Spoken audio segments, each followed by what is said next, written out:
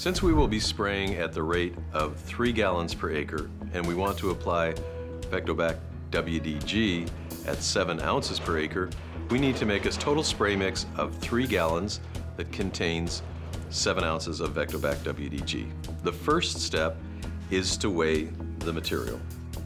We're going to use a graduated cylinder and a scale to do this, and the reason for using a graduated cylinder is once we learn the volumetric measurement that correlates to the weight measurement, we don't need to bring the scale into the field each and every time in the future. Okay, we're going to prepare 1 gallon of VectoBac WDG spray mix. That 1 gallon should contain 2.33 ounces of VectoBac WDG, which is the equivalent of 66 grams. So I'm going to weigh the 66 grams of VectoBac WDG in this graduated cylinder. And the 66 grams comes out to be about 125 milliliters.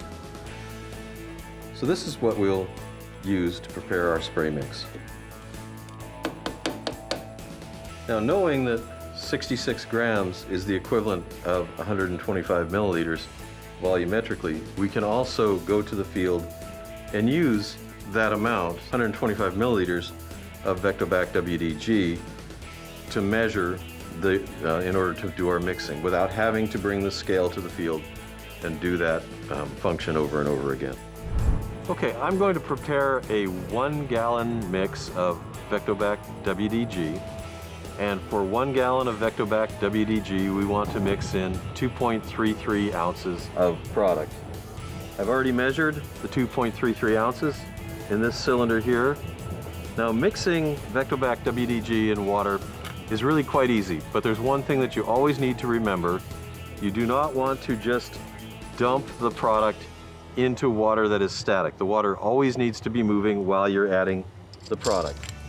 It's easily accomplished with something like this, just a stick to keep the water moving while you're adding the product.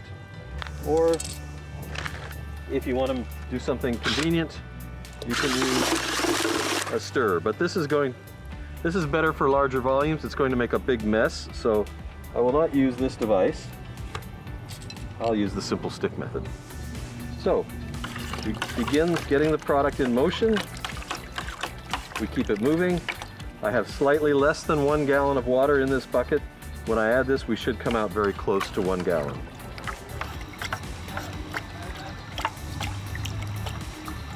Now we've completed a very homogeneous mix of VectoBac WDG in water, and the total volume we've arrived at is almost exactly 1 gallon.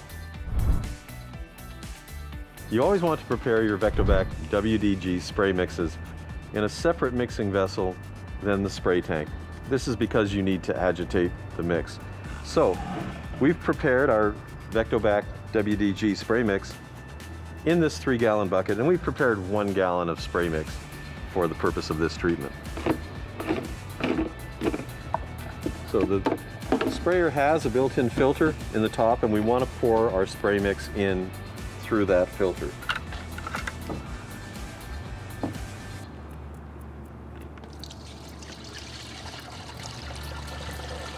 After you've put your VectoBac WDG spray mix in the sprayer, it's important to put the top on the spray tank so that it seats evenly and is securely tightened.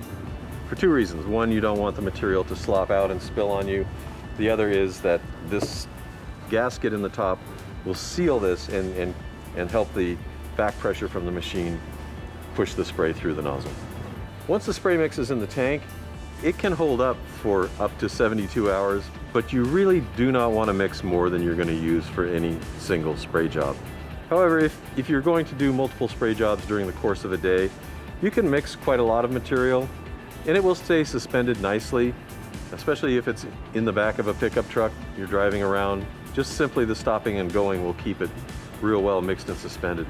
If you've let it sit in one spot for a long period of time before spraying, it's a good idea just to give the sprayer a shake like this so that it's resuspended and ready to go.